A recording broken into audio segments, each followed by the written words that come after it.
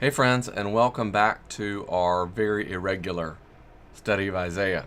If you're just now joining us, this is session 2, but it's the third recording because part 1 we split up into 2 parts because my goal is not only to release these videos at random times in which you can in no way prepare for them or be ready to receive them, but also that they would be broken up in such a way that is completely nonsensical.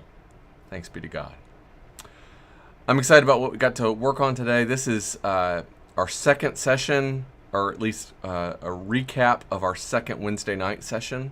We'll meet again this coming Wednesday night at 6, and I'll show you the schedule at the end of this video so that you can sort of sense of when things are happening live.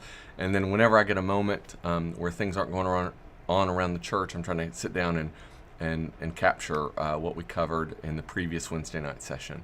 So today's session is going to sort of build on what we did in session 1A and 1B, where we started to talk about the first few chapters of Isaiah, specifically the call of Isaiah.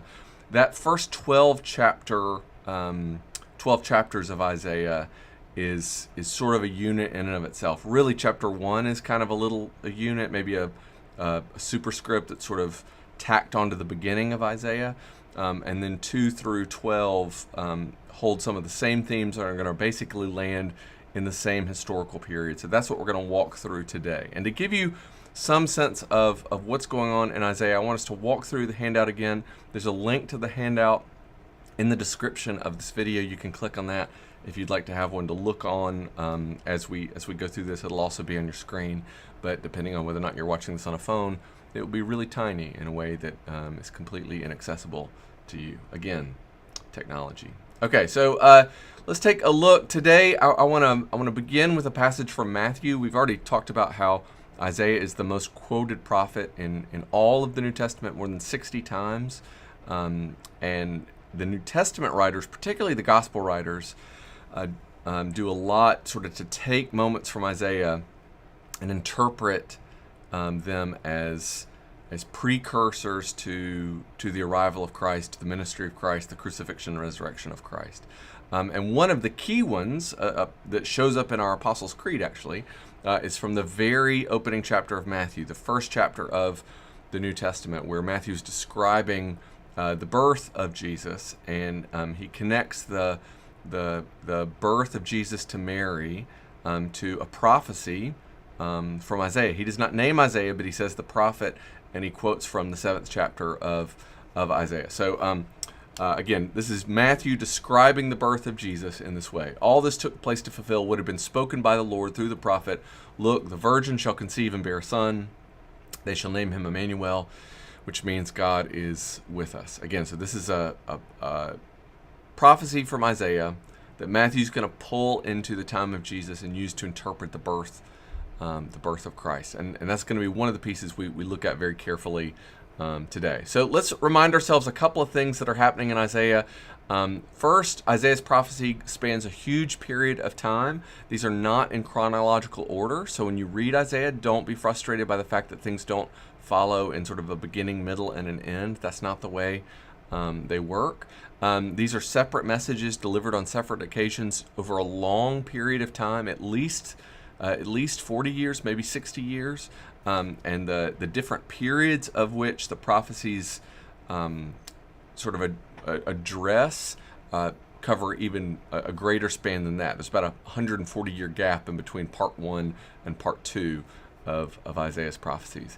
And it's also difficult to nail down, we should name, the precise historical background for each of these oracles. So some of this is scholarly guesswork, and as many I've named my sort of prevailing commentaries I've used in preparing for this study. There are more, and they're great ones. And what's striking about Isaiah is maybe more so than any other Old Testament text, there are, I think this is fair to say, there are just there's a lot of variance in sort of what people pull from the various oracles of Isaiah and where people place them. There's some in which there's a lot of consistency, like the ones we're going to read today. But you just need to know. Scholars and pastors don't have this absolutely clear either. It's a fascinating book because of that, and so rich and so deep in meaning.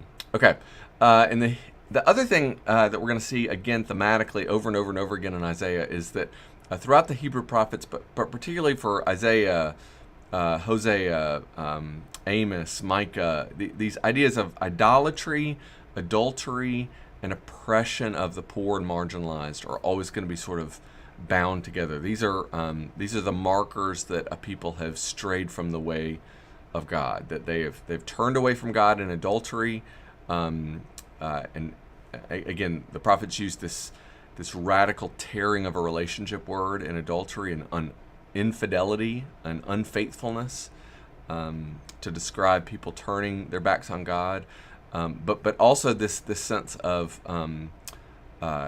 idolatry where they're worshiping things that are less than God, and those things are usually coupled with an ignoring the plight of the poor and ignoring the plight of the suffering. So as we turn our backs on God, the prophets want to point out that simultaneously the other thing we will do is we will become selfish, we will become greedy and materialistic, and we will become less and less compassionate. I know that's hard for us to imagine in 2023 because we're so good at all those things, but back in Bible times, this was a major issue. So from Isaiah, the first chapter, how the faithful city has become a whore, she that was full of justice, righteousness lodged in her, but now murderers. Your silver has become dross, your wine is mixed with water, your princes are rebels and companions of thieves. Everyone loves a bribe and runs after gifts. They do not defend the orphan, and the widow's cause does not come before them. So you see all those themes wrapped up together just in that handful of verses. So let's jump into the historical background, particularly for this 7th chapter, but really 1 through 12 altogether, because this is not a widely known period of history, but it's incredibly important to the people of Judah during the season in which Isaiah is first prophesying. And I found this great quote by John Oswalt, who writes, I don't have his book in front of me, but he's got one of the 2 volumes is this big, commentaries on Isaiah. And one of the pieces Oswalt points out is that God's revelation, when God chooses to speak to us, it's always incarnational. God always reveals God's self in history, whether it's through the ultimate revelation of Jesus Christ, or whether it's through these prophets or intervening in history. When God chooses to reveal God's self, God doesn't actually send like a telegram, right, or just words on a page. God shows up in people. God shows up in history. God shows up in these messages and the events of ancient history. And so it is mediated through a specific setting in time and space. While this initially causes problems for us as we try to understand the particular characteristics of that setting, it is ultimately a great blessing to us, for we are able to grasp truth when it is put into the concrete forms of life. So let's try and grasp that truth as we put it into the concrete forms of life. So the setting for Isaiah 7 through 12 is this Syro-Ephraimite war, roughly between 735, so just after Isaiah's call, which was 739, 740, to about 733 BC. So this is 700 years before the birth of Christ. So you've got this map here that I made a little bigger, and I want you to notice. I can't point to it because my hand won't go over the thing, but you'll have to point for yourself as we look at it. So if you look at the top right quadrant, you're going to see Nineveh and Assyria. This is the dominant bully kingdom that had been actually sort of calm for about 40 years as they sort of struggled with leadership crisis. But in the time of Isaiah's call, right after the death of Uzziah, Assyria gets a new king, Tiglath-Pileser III, who is just real intense. And he's real effective. And so Tiglath is going to sort of lead this attempt to sort of conquer as much territory as possible, particularly in that Fertile Crescent region. If you can just remember, the reason that strip of land that Israel sits in is always being fought over in the ancient world, and even now, is that that is the one sort of strip of land that is not desert that connects the Mesopotamian kingdoms like Assyria or Babylon to Egypt. So you have these two dominant ancient world powers, and there's one superhighway that goes between them. And so that little corridor, even though it's a small strip of land, I mean, from Galilee to Jerusalem is Gadsden to Birmingham. Okay, so we're not talking about them. In fact, all of Israel roughly is the length of Alabama. Okay, so we're not talking about a huge piece of land, but it's an incredibly important piece of land. So Assyria under Tiglath-Pileser III is moving to sort of basically take over the ancient world. Aram, which is Syria, headquartered in Damascus, and Israel, the northern kingdom, the 10 tribes to the north that separated when the United Kingdom separated, their capital is Samaria. The Aram and Israel get together and decide, we need to band together and form an anti-Assyrian coalition. We need to get together all these smaller nations, and then we can stand up to the big bully Assyria. Well, the king at the time of Judah, where Isaiah is, has no interest in doing that, and wants to be pro-Assyrian, thinking that maybe if they are clearly pro-Assyrian, later when Assyria conquers everything else, they will leave Judah alone. So the question at stake here is pro-Assyrian, anti-Assyrian. What's Judah going to do? And when Judah decides to be pro-Assyrian and not join Israel and Aram's little party to stand up against Assyria, Israel and Aram, or Syria, invade Judah. So that's the context. That's the Syro-Ephraimite war. So Ephraim is another way of saying Israel. I know that's confusing, but at that time, of the 10 tribes that made up the northern kingdom of Israel, Ephraim was the largest. And so when you hear Syro-Ephraimite, you're talking about the Syrian Israelite, Syrian Ephraimite sort of coalition war in again 735 to about 733. Okay, so let's take a look at what's next. So I give you some of this history in the handout that King Solomon dies. You've got this split. What I just explained is this key to understanding this first section of Isaiah. I should have looked ahead and I could have seen that we were going to cover that in just a second. So just to give you a little preview of what is going to actually happen, that northern kingdom of Israel, the Ephraimites, is going to fall to Assyria around 722, 721. Aram, or Syria, is actually going to fall within a year of this war, very soon. And eventually the southern kingdom of Judah, after Isaiah's lifetime, is going to fall to Babylon around 597 BC. So again, Isaiah's prophetic career, 739 to roughly 701. Some people stretch it to 680. Marks the beginning of the last window of Assyrian strength. And eventually Assyria is going to fall to Babylon as well. Okay, so the reason this is a big deal is because after Assyria conquers all these things that they're out to conquer, you can see this little sliver on the other side of this arrow. That's Judah. That's what's going to be left, and everything around it. Actually, both colors, the sort of darker green and the lighter green, that's all Assyria. So Judah is going to end up being this little sliver surrounded on all sides by this huge big bully that does not really care about them very much. So this first section of Isaiah, this 7 through 12 especially, is centered around King Ahaz's leadership. He's the one who takes the throne in 735. He is the grandson of King Uzziah, who we know was a great king, and Isaiah was called during the year that King Uzziah died. And so Ahaz is explicitly pro-Assyrian. He thinks that signing up with the Assyrians is going to mean that Judah is protected.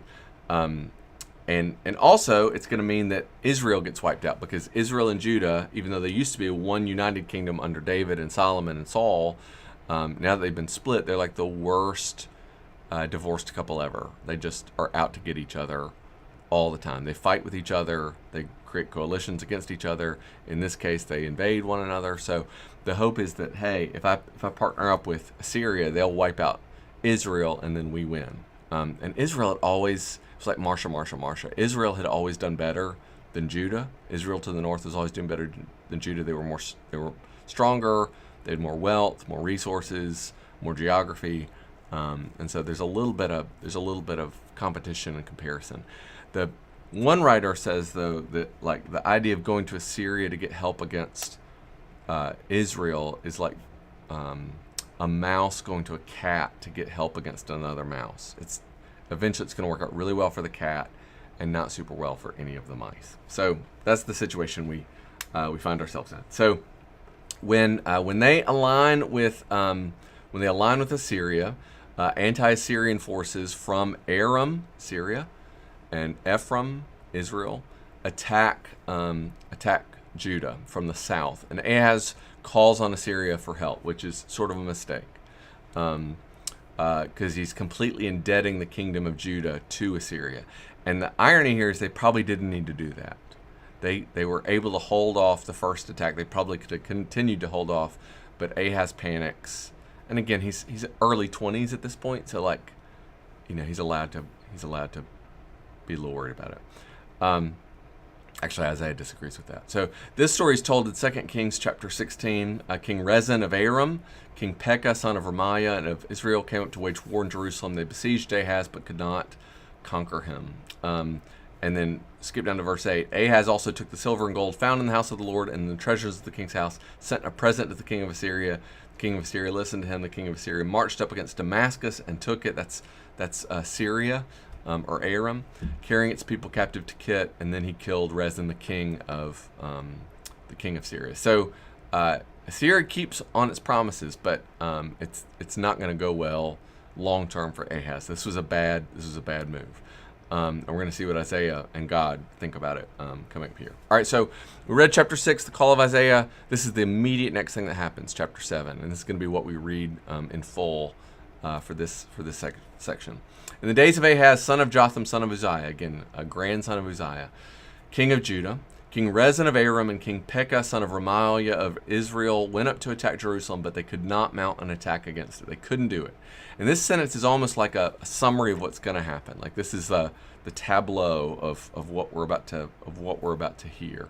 When the house of David, and that's the court, that's the royal, when the king and his advisors here, that Aram had allied itself with Ephraim, when Syria had allied with Israel, the heart of Ahaz and the heart of his people shook as the trees of the forest shake before the wind. So they were scared to death. They lost heart. They lost courage. So I've said most of this. I'm trying to look. Yeah, I've said all this. So basically, this is where it starts, is that we've got this attack. Ahaz and his people are scared to death, and whenever you're scared, you make very, very poor decisions. And even the way Isaiah is describing this to us sort of hints at their weakness, at their fear, at their uncertainty, at their lack of leadership, their lack of faith. Because Isaiah's point is we shouldn't be pro-Assyrian or anti-Assyrian, pro-Israel, anti-Israel, whatever. We ought to be pro-God. And we ought to listen to what God wants, not make decisions based on our fear of mortal enemies, or our desire to ally ourselves with these folks or those folks. We ought to be asking ourselves, what does God expect? What does God want us to do? Okay, verse 3. So the Lord said to Isaiah, "Go out to meet Ahaz, you and your son Shear-Jashub, at the end of the conduit of the upper pool on the highway to the fuller's field." All right, so let's just pause right here. God is going to tell Isaiah to go and find King Ahaz, and he even tells him where to find Ahaz. And Ahaz is basically out on the edge of the walled kingdom at a water conduit, basically checking the fresh water supply, because he's probably anxious about supplies and resources should another attack come. He takes his son Shear-Jashub with him, and Shear-Jashub's name means a remnant shall remain. So this is clearly meant to be a message, because Shear-Jashub has no lines. It's just his name is going to be there as sort of a witness to the king. A remnant shall remain is a really interesting message, because it could either be considered positive, hey, not everybody's going to be destroyed, or it could be considered negative, most everybody's going to be destroyed, right? Like this small remnant of the faithful people will remain. So we're not clear exactly what God intends to say by having, go to work with Daddy Day. But that's up for interpretation. Okay, so he goes to the freshwater conduit for the city. And this is what God wants Isaiah to say to Ahaz. Take heed, be quiet, do not fear. Do not let your heart be faint because of these two smoldering stumps of firebrands, because of the fierce anger of Rezin and Aram and the son of Remaliah. Okay, so this is important. So Isaiah is sent with a message from God to tell King Ahaz to not be afraid that these two smoldering stumps, basically these two dying embers of a fire, namely Syria and Israel, are not worth being afraid of. Their fire is going out. They are on the way. They're on the way out of power and out of this world, and so they are not worth being afraid of. And there's also a little dig here. You've got the Rezin and Aram, but he won't call Pekah the king of Israel by his name, because Pekah actually killed the man who was supposed to be the king and took his throne. And ironically, about 20 years later, Pekah is going to be murdered and replaced by his murderer. So that's let's get to verse 5. So because Aram, again, Aram is Syria with Ephraim, and that's Israel.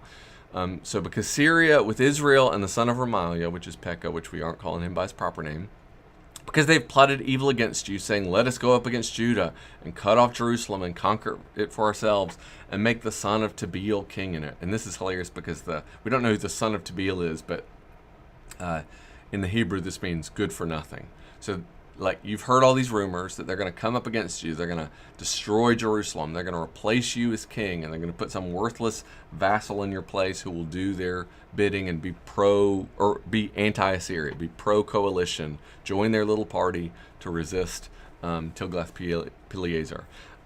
Therefore says the Lord God. So you've heard all these things, but now here's what God has to say. It is not going to stand. It's not going to happen. No.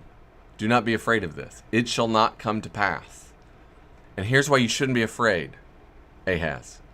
The head of Aram, the head of Syria, is Damascus. It's this city. And the head of Damascus is Rezin. And Rezin is not, you shouldn't be afraid of Rezin. Like, that, he's not 9 feet tall. He's not immortal. He's just a human being. So you're letting yourself lose your mind over this human being, and your fear of this mortal, ordinary person, rather than listening to the voice of God. Within 65 years, Ephraim will be shattered, no longer a people. That's interesting because that number's not exactly right. So you could it's a little confusing as to what that passage exactly what it references, but we'll talk about that maybe later when we get to more of the history stuff. The head of Ephraim is Samaria, so the capital of Ephraim is Samaria, and the head of Samaria is the son of Remaliah. Again, we're not calling Pekah by his name. If you do not stand firm in faith, you shall not stand at all. So the idea that God is trying to communicate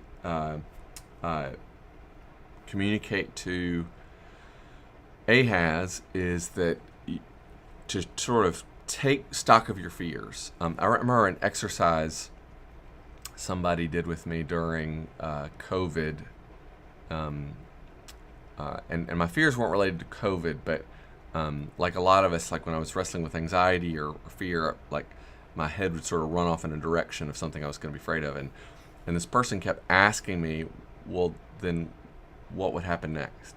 And what would happen next? And sort of chasing down my fear till I got to the end of it. And then their question was sort of like, well, would that be so bad? And the reality was, it really wouldn't be. But I hadn't sort of followed through my fears to name them in such a way that I could realize I didn't need to be afraid of them. And that's almost what God is doing here with Ahaz is by saying, hey, look, you're thinking about Aram and Ephraim, like these huge nations that are bigger than you, and there's two of them coming at you. But all they are is really a city each, Samaria and Damascus. And And really, those cities are what you're hearing is just the whim and the will of one person. Rezin in Syria and Pekah in Israel. You're losing your mind over two people. What you need to do is stand firm in your faith and trust in the Lord and not be afraid of these folks, these smoldering firebrands, right? That we're not even calling Pekah by his name. Okay, so again, the Lord spoke to Ahaz, saying, ask a sign of the Lord your God. I know you're nervous, so ask for a sign. Tell me what I can do to show you that I'm with you and that you're going to be okay, because you are clearly losing it. This is in the Hebrew. You'll just have to trust me. Ask a sign of the Lord your God. Let it be as deep as Sheol, the place of the dead, or as high as heaven. You can ask for anything. This is a blank slate. Like, this is like rub the lamp, make a wish of the genie kind of thing. This is God giving him free reign. What sign do you need? And I will give it to you. But Ahaz said, I will not ask, and I will not put the Lord to the test. And this sounds like, ooh, Ahaz, so faithful of you not to put the Lord to the test. But in reality, probably what's already happened is Ahaz has already agreed. He's already reached out to Assyria. So this is not as noble as it seems. Isaiah said, hear then, O house of David, is it too little for you to weary mortals? You're wearing me out as a person, but now you're also wearing the patience of God out. Therefore, the Lord himself will give you a sign. Since you didn't pick one, here's the one God's going to give you. And here's the important part. Look, the young woman is with child and shall bear a son and shall name him Emmanuel. He shall eat curds and honey by the time he knows how to refuse the evil and choose the good. For before the child knows how to refuse the evil and choose the good, the land before whose two kings you are in dread will be deserted. All right, so the Hebrew word here is alma for young woman. It's like a maiden. There's another word for virgin in the Hebrew, and actually Isaiah's going to use that word 5 times. What happens, and the reason Matthew uses the word virgin in his translation, is Matthew is working from the Greek translation of the Old Testament, what's called the Septuagint, that came about 150 years before the time of Christ. So that translation was the first one from Hebrew into Greek, and there's a couple of jumps in the language. And so when Matthew would be reading the Greek version, it would say the virgin will bear a child, and you'll name him Emmanuel. Whereas what Isaiah seems to be doing is almost pointing to someone that's around him, like maybe his wife, maybe another young woman in the court, somebody who's in the family of Ahaz, maybe Ahaz's wife. But the idea is that this young maiden is pregnant and is going to have a child, and before that child is old enough to eat curds and honey, these two kingdoms are going to be gone. So that's pretty soon, right? Like that's 10 to 12 years. This is going to be all done. Maybe even sooner than that. And so you need not be afraid. Obviously, the name of the child is going to be Emmanuel, or it will be the symbolic name of the child, because it will be a sign that God is with them, that God is with us.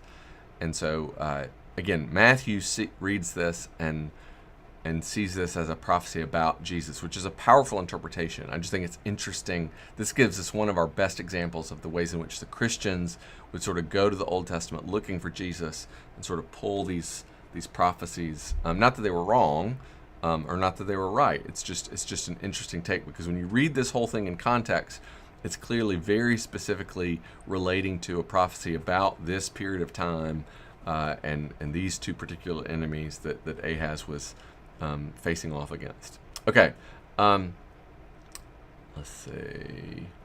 Yeah, you can read through the rest of that stuff in the handout. It's not as interesting as just me rambling. Verse 17, the Lord will bring on you and your people and your ancestral house such days as have not come since the day that Ephraim departed from Judah, the king of Assyria. So now we turn from a good news moment. Isaiah is prone to do this, into like bad news. Like because the days that Ephraim departed from Judah is the days that the United Kingdom split into northern and southern kingdoms, and so those were bad days. And so these two kingdoms are going to pass. They're not worth being afraid of, but because you didn't listen, and because you've gone and sought Assyria, the Lord is about to bring on you a great, just great destruction. And guess what the destruction is? It's the king of Assyria. It's the same guy you just signed up with. It's the agreement you made to be in partnership with the cat, because the cat is coming. On that day, the Lord will whistle for the fly that is at the sources of the stream of Egypt, for the bee that is in the land of Assyria. In other words, from both edges, from that Mesopotamian end with Assyria and the southern end from Egypt, you're going to be swallowed up by flies and bees, and not literally flies and bees, not like plagues, but like flies representing Egypt, bees representing Assyria, and flies and bees can get everywhere. There's nowhere to hide from them because they're so small. And they will all come and settle in the steep ravines and the clefts of the rocks. This is where the people of Israel have gone to hide in the wilderness, like where Jesus was in 40 days, where we preached about Elijah under the broom tree. This is that area of southern Judah. They're going to come and find their way into all your hiding places, and on all the thorn bushes and all the pastures. On that day, the Lord will shave with a razor, hired beyond the river, with the king of Assyria, the head and the hair of the feet, and will take off the beard as well. In other words, the razor is the king of Assyria, Tiglath-Pileser III. A razor hired beyond the river. It's almost a jab at Ahaz for hiring, for paying almost like a mercenary fee to Assyria to come and help them. And so now the Lord has hired the razor beyond the river. And that razor beyond the river will shave their beard. Their feet here is another, you don't shave feet, so it's another euphemism, as we saw in chapter 6. I promise there won't be one of these in every chapter, but euphemism for like nakedness, for this is just a humiliating sort of shaming and shaving of the people, using the razor hired beyond the river, the same person that Ahaz has reached out to. On that day, one will keep alive a young cow and 2 sheep. So there will be so few people, there will be an abundance of livestock, because the population is going to be gone. There will be one person, and that one person is going to have a cow and 2 sheep all to themselves. And they're going to eat curds because of the abundance of milk they give. They can't consume all the milk that the cows are going to have, and everyone that is left in the land shall eat curds and honey. So it sounds like a good thing, right? Curds and honey. But in reality, it's because there's going to be nobody left. The people are going to be gone. On that day, every place where there used to be 1,000 vines, a vineyard worth 1,000 shekels of silver, will become briars and thorns. With bows and arrows, one will go there, for all the land will be briars and thorns. And as for all the hills that used to be hoed with a hoe, you will not go there for fears of briars and thorns. They will become a place where cattle are let loose and where sheep tread. In other words, this is like an apocalyptic vision, like what you've brought on yourself because you were afraid and you did not trust in God. You've made a partnership with someone who does not have your best interest at heart, and this is about to really backfire on you. Let's read a few verses into chapter 8. Then the Lord said to me, he's prophesied to Ahaz. Now he's going to sort of prophesy to the larger people of Judah.